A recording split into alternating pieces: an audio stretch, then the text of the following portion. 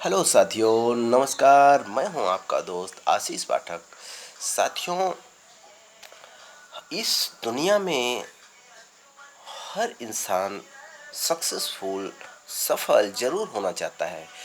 साथियों, comment box में जाकर के कमेंट करके बताएं। आप जरूर बताइएगा कि क्या आप डेयरी फार्म में सफल होना चाहते हैं। अगर आप डेयरी फार्म में सफल होना चाहते हैं तो ही ये वीडियो आपके लिए है, अन्यथा आप इस वीडियो से आप इसे अभी छोड़ करके जा सकते हैं। साथियों, यदि आप हाँ आपका जवाब है तो ही आप इस वीडियो में बने रहें। और वीडियो में अगर आप हमारा पहली बार वीडियो देख रहे हैं तो वीडियो को हमारे चैनल को सब्सक्राइब करें और वीडियो को लाइक और कमेंट जरूर किया करें। साथियों, आज मैं जो सब्जेक्ट है जिस पे बात करने वाला हूँ कि डेयरी में जो घाटा होता है, तो घाटे के कुछ जो बड़ी प्रमुख कारण है, जो बड़ी बातें हैं, जो बड़ी पॉइंट्स हैं, उन्हीं के बारे में आज मैं बात करने वाला हूँ। साथियों, तो मैं यही कहूँगा कि आप हमसे इस वीडियो में पूरा लास्ट तक जुड़े रहें और हम जो आपको कुछ महत्वपूर्ण बात बताएंगे साथियों, उससे पहले मैं आपसे कहना चाहता हूँ कि मैं आपसे बताना चाहता हूँ कि दुनिया में जितने भी इंसान हैं, जितने भी बिजनेसमैन हैं, या जो भी अपने किसी भी क्षेत्र की बात कर रहा हूँ साथियों, 90% लोग फेल हो जाते हैं। साथियों, जो फेल हो जाते हैं वो भी चाहते हैं कि मैं कहीं ना कहीं सक्सेसफुल हूँ। तो 100% में से सिर्फ 10% लोग ही सफल हो पाते हैं और 90% लोग फेल हो जाते हैं। साथियों, उसका कारण क्या है? दुनिया के किसी भी क्षेत्र की बात कर रहा हूँ साथियों, वही हाथी वाली एक कहानी में आपको बात बताऊंगा। साथियों, एक छोटा हाथी था। जब उसका जो मालिक था उसे बांध करके रखता था, एक छोटे से जो एक खूंटा बांधा था उससे सिकड़ लगा करके उसके पैर से बांध देता था, तो हाथी एक दो बार कोशिश करता और वो धीरे धीरे कोशिश करता तो वो नहीं छुड़ा पाता था, क्योंकि वो उस समय बच्चा था। फिर वो धीरे धीरे करके ग्रोथ करते गया, उसका टाइम बढ़ते गया उसका। लेकिन हाथी जो है, हाथी का जो बच्चा था वो धीरे धीरे हाथी का रूप ले लिया। लेकिन वो जो कोशिश करता था, धीरे धीरे कोशिश करना ही बंद कर दिया। और जो असंभव रूपी जैसे डेयरी में है, जिसे हम असंभव चीज़ समझते हैं, तो वैसे ही असंभव रूपी जो रस्सी था उसे वो तोड़ने में असमर्थ हो गया। तो डेयरी फार्मिंग में भी जो घाटा होता है साथियों, जो नुकसान हो जाता है पशुपालक का, डेयरी फार्मर का, ये वही रस्सी ही है। साथियों, अगर आपका एक बार नुकसान हो गया है तो ज़रूरी नहीं है कि आप बार बार नुकसान ही करेंगे। आप उससे सीख सकते हैं, उन गलतियों से सीख सकते हैं साथियों। तो सीख करके आप तमाम नए तरीके से काम कर सकते हैं, जिससे आपको घाटे होने के चांसेस कम हो जाएं। तो साथियों, 3 ऐसे बड़े कारण बताने जा रहा हूँ जिसको अगर आप ध्यान दे लेंगे, केयर कर लेंगे, फॉलो करेंगे उन नियमों को, तो आप देखेंगे कि आपका डेयरी फार्म जो घाटे की तरफ जा रहा था वो आगे से उतना घाटा नहीं होने पाएगा। तो साथियों, चलते हैं हम अब अपने पॉइंट्स की तरफ। साथियों, अगर आप डेयरी फार्मर हैं तो पहले पॉइंट की बात मैं आपको यही बताना चाहूँगा कि अगर आप डेयरी फार्म या तो किए हैं या करने वाले हैं या कर रहे हैं तो क्यों कर रहे हैं। जो क्यों है इसे क्लियर होना चाहिए। जो क्यों शब्द है इसको आप जब क्लियर कर लेंगे कि आप डेयरी फार्म क्यों करना चाहते हैं, क्यों कर रहे हैं, किस लिए कर रहे हैं, तब जाकर के आपको समझ में आने लगेगा कि घाटा कहाँ से हो रहा है। साथियों, क्यों कर रहा हूँ, क्या प्लानिंग है, पहले प्लान करिए। आपको करना क्या है, कितना करना है, कैसे करना है, क्यों करना है, कितने सक्सेस की तरफ आपको जाना है, किसको आप सक्सेस समझते हैं, कितने पशु रखेंगे तो आप सक्सेस होंगे। तो सक्सेस को पकड़ने की जो कोशिश है, जो चाह है, इंटरेस्ट है, इंटरेस्ट के साथ काम करना हो तो ही आप डेयरी फार्म में काम करें, अन्यथा आप बिना मतलब के टाइम पास करके, कोई मतलब नहीं है, इस लाइन में आने का कोई मतलब नहीं है साथियों। तो इसलिए मैं कहता हूँ कि आप पहले जो क्यों है, क्यों का क्लियर होना बहुत ज़रूरी है।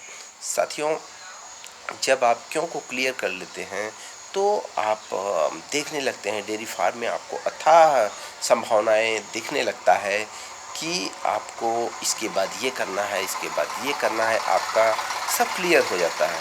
क्योंकि इस लाइन में अगर आपको काम करना है साथियों, तो आप छोटे लेवल पे करके कुछ नहीं कर सकते हैं, आपको बड़ा ही करना होगा। तो जब आपको बड़ा करना है, आप इस क्यों को जब क्लियर करेंगे तो आपको भी रिजल्ट मिलेगा कि छोटे से कुछ होने वाला नहीं है, बड़े में ही जाना पड़ेगा। तो बड़े लेवल में कहाँ तक करना है, कैसे करना है, इस पे जब आप विचार करेंगे फिर आपको बहुत सी संभावनाएं डेयरी फार्म में दिखने लगेंगे।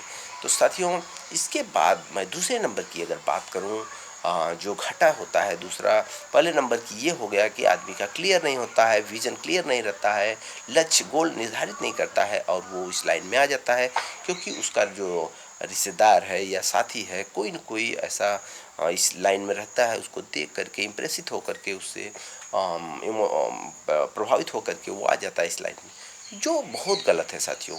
तो जब आप इस क्यों का जवाब ले लेंगे तो आपको समझ में आएगा कि डेयरी फार्म में किस लेवल तक आपको जाना है और कितना डेवलपमेंट करना है, फिर आपको क्लियर हो जाएगा। तो ये क्यों जो है जब आपका क्लियर हो जाता है तो घाटे का पहला ही चांसेस जो शुरू में होने का रहता है वही खत्म हो जाता है। दूसरे नंबर की बात कर रहा हूँ साथियों, सही ब्रीड की जो चुनाव है उसको न कर पाना सबसे बड़ी दूसरे नंबर की समस्या है।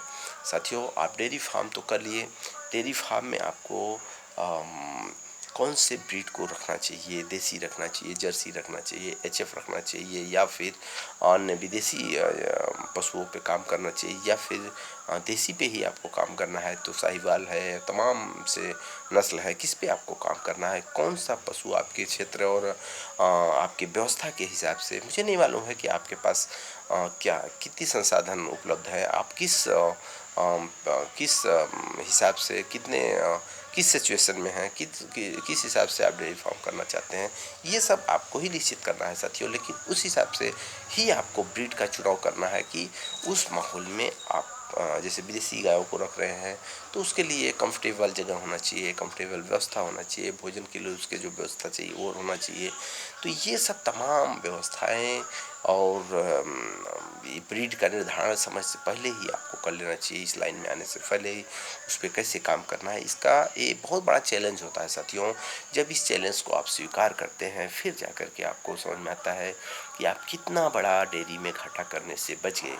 जब आप पहले से ही निर्धारण कर लेंगे तो आपको उसके खान पान में, उसके रख रखाव में, उसके साफ सफाई मैनेजमेंट में, इन सब चीज़ों की सही जानकारी होने की वजह से आपको काफ़ी ही फ़ायदा मिलने वाला होता है साथियों। आपका काफ़ी ज़्यादा नुकसान होने से भी बचता है।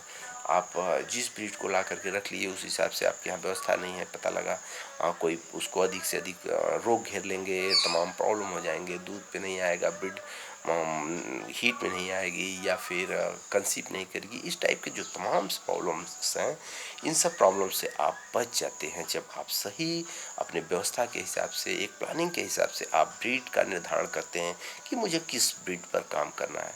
तो साथियों, दूसरे नंबर की जो घाटा होने का सबसे बड़ा कारण है ब्रीड का सही निर्धारण नहीं करना। तीसरे नंबर की बात करेंगे साथियों, किसी भी क्षेत्र में हैं आपको नॉलेज बहुत ही आवश्यक हो जाता है। जब आप नॉलेज किसी भी क्षेत्र में हैं, नॉलेज आपको लेना बहुत ज़रूरी हो जाता है। जब आप नॉलेज ले लेते हैं, जैसे उदाहरण के लिए अगर दूं तो कार लेने से पहले आपको चलाना सीखना पड़ता है या सीखना होना चाहिए, आना चाहिए। तो जैसे सीखना पड़ता है वैसे ही डेयरी में आने से पहले आपको प्रैक्टिकल, थ्योरिकल और साइंटिफिकल जो भी सभी तरह के ट्रेनिंग्स हैं, जानकारियां हैं और नॉलेज, ये सब चीज़ होना चाहिए। सब आपको ले करके रेडी होना चाहिए, फिर आपको इस क्षेत्र में आना चाहिए।